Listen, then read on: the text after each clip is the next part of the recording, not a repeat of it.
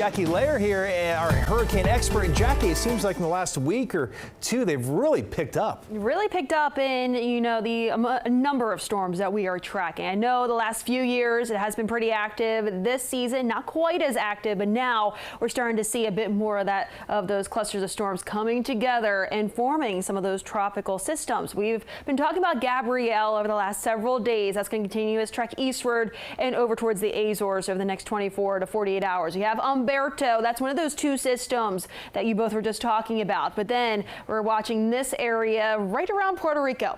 That will continue to move its way a little bit west-northwest. That could be impacting the Bahamas, but we're waiting to hear if that is the next named system. Imelda would be the next one on the list. So we'll continue to monitor that, but I'll give you the latest trek with Gabrielle and also Humberto. So Gabrielle, currently a Category 2 hurricane in the open Atlantic right now, is going to move its way eastward. It's moving at a pretty good clip though. So moving at about 30 miles per hour, while Humberto moving about 15 miles per hour. It's going to move over the Azores as we look ahead towards early Friday morning as a Category 1 hurricane.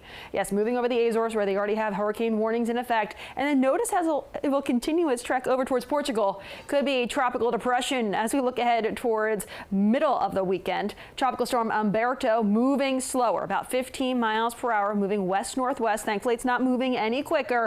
It's going to continue to move its way west-northwest and also continue to strengthen. Could become a Category 2 hurricane as early as this weekend as well. And then unclear how much that's going to be impacting or at least moving around that other system that we're watching also over towards the Caribbean as well. So closely monitoring those two areas, especially in the Atlantic and the Caribbean as well. The radar back here locally, we're seeing a few of those lingering lighter rain showers. Overall, we did see more of the wet weather earlier today, but a couple of those lighter sprinkles, mainly south of 66 at this point, but like I mentioned, very light. Seeing some patchy fog though, down about 2 miles in Manassas, about a mile in Woodstock, 3 in Hagerstown, about a mile up towards Frederick, and this will likely vary over the course of the overnight hours tonight, so expect some areas of patchy dense fog into tomorrow morning too. Warm front with us, then we have that low pressure followed by that cold front. So tomorrow afternoon with that cold front, that could spark up some of those stronger thunderstorms and could contain some heavier downpours and some stronger winds as well. Certainly something that we'll have to closely monitor. So as we look towards 7 a.m. tomorrow morning,